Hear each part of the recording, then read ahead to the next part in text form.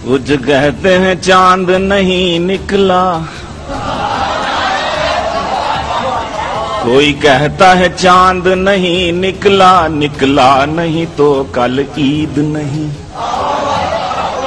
कोई कहता है चांद नहीं निकला, निकला नहीं तो कल ईद नहीं। चांद अपनी आंख से देखा है पेशावर में, कोई कहता है चांद अपनी आंख से देखा है पेशावर में, कोई कहता है ऐ चांद कमेटी वालों तुम क्यों चांद फलक पर ढूंढते हो। मेरे सामने वाली खिड़की में एक चांद का टुकड़ा रहता है, मेरे सामने वाली खिड़की में एक चांद का टुकड़ा रहता है। अफसोस कमेटी वालों से वो उखड़ा उखड़ा रहता है, मेरे सामने वाली। नमस्ते। नकल के लिए अकल की नई तिकड़मबाजी की जरूरत पड़ती है और इस मामले में फटेरू पाकिस्तान का कोई जवाब नहीं है। देश में सलवार के लिए नाड़ों का अकाल है, पर मुल्ला जी चांद को छूने निकल पड़े हैं, मानो चांदना व बेगम के सिर पर रखी बिरयानी की मटकी हुई। यह देश हर मामले में तिकड़मबाज है। भारत के चंद्रयान 3 की सफलता ने पूरी दुनिया को हैरान कर दिया था।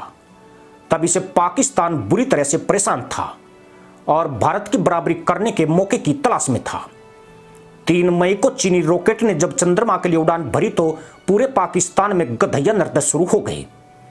जिस मुल्ला जी को पिछले 2 दिनों से खाना भी नसीब नहीं हुआ था, वह भी गधे की टंगड़ी को बकरी की बताकर चौराहे पर खड़े होकर रात चलते मुल्लाओं को चखा रहा था। ऐसा लगता था कि गधों के बीच सांड की एंट्री हो चुकी है और आने वाले समय में जनरेशन चेंज होने का अद्भुत प्रोग्राम चलेगा। ये बातें बताई नहीं जाती, नजर लग जाती है। जिस तरह कुत्ते को घी हजम नहीं होता है, वैसे ही पाकिस्तान को हिंदुस्तान का बढ़ता कद हजम नहीं हो रहा है। उसकी यह हालत तब है जबकि कराची से लाहौर तक हर मोहल्ले में हीरा मंडियों के शॉपिंग सेंटर खुल रहे हैं। देश का प्रधानमंत्री कटोरा लेकर दुनिया भर से भीख की अपीलें कर रहा है। वहीं जनता कह रही है कि चांद पर नहीं जमीन पर रहो, हमें तो बस रोटी और तैमन दे दो। शुक्रवार के दिन चीन के चांग E6 रॉकेट के कोने में जाइलो का छोटा सा सैटेलाइट भी लॉन्च किया गया। iCube कमर नाम का यह सैटेलाइट महज 7 किलोग्राम का है, जिसे बनाने में केवल 6 लाख रुपए खर्च हुए हैं। इसका मतलब यह हुआ कि मदरसा मुल्क ने भारत के चंद्रयान मिशन का रिकॉर्ड तोड़ दिया है। भारत के चंद्रयान मिशन 3 का बजट 615 करोड़ रुपए था। मदरसा मुल्क ने यह कारनामा महज 6 लाख रुपए में कर दिखाया। पाकिस्तान के सैटेलाइट की वैल्यू सिर्फ इतनी है जैसे बोझ लेकर जा रहे गधे पर ढेला उठाकर रख दिया गया हो। चीनी रॉकेट iCube कमर को चंद्रमा की कक्षा में पटक देगा और फिर चीन का मिशन चांद के अंधेरे हिस्से की तरफ बढ़ जाएगा। चीन का लक्ष्य इस इलाके से 2 किलोग्राम सैंपल लाने का है।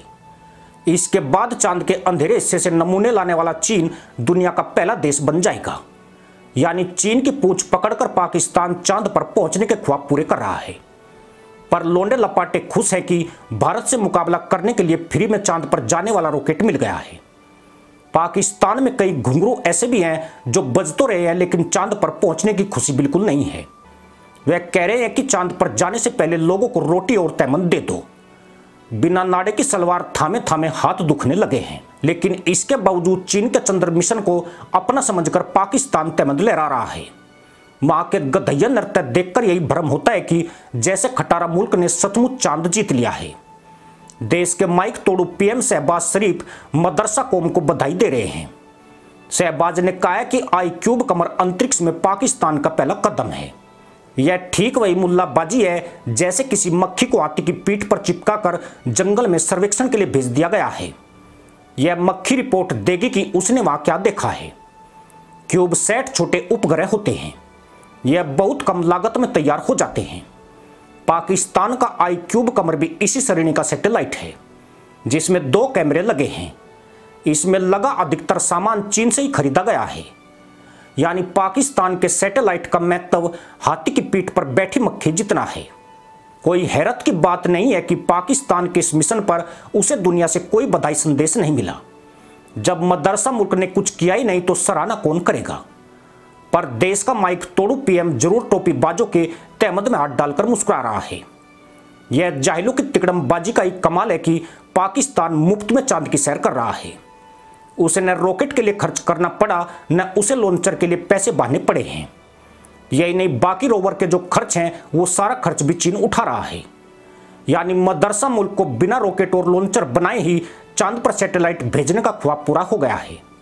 यूं भी यहाँ के फंटर और बक्कड़बाज जाहिलों में इतनी क्षमता नहीं है जो वे रॉकेट या लॉन्चर बना सके।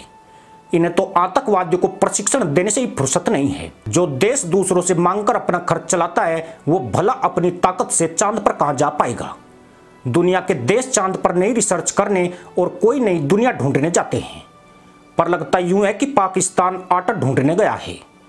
वह यह भी पता करेगा कि यहाँ एल्यूमिनियम कितनी मात्रा में मौजूद है, ताकि भविष्य में कोई पाकिस्तानी वहां पहुंचे तो सबसे पहले एल्यूमिनियम के कटोरे तैयार कर सके, ताकि अंतरिक्ष यात्री चांद पर आए तो उनसे भी भीख मांगी जा सके। जब से दुनिया में पाकिस्तानी भिखारियों ने उत्पात मचाया, एल्यूमिनियम के रेट्स में भारी उछाल आया है।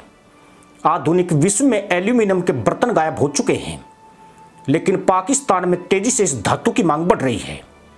पर ये लोग नाहिल और जाहिल होने के साथ बेशरम भी है। इनकी तशरीफ पर कितनी भी लात पड़े, यह हर बार आदाब बोलेंगे। जिस आवाम को एक वक्त के खाने के लिए संघर्ष करना पड़ रहा है, उसे चांद मिशन की बधाई देकर बकरी कुदान कराया जा रहा है। न प्रधानमंत्री होश में है, न मदरसा पैदाइश जमीन पर है। सारे के सारे फटेरू चांद की चमचागिरी में लगे हैं। इसी के साथ अनुमति दोस्तों, जय हिंद, वंदे मातरम।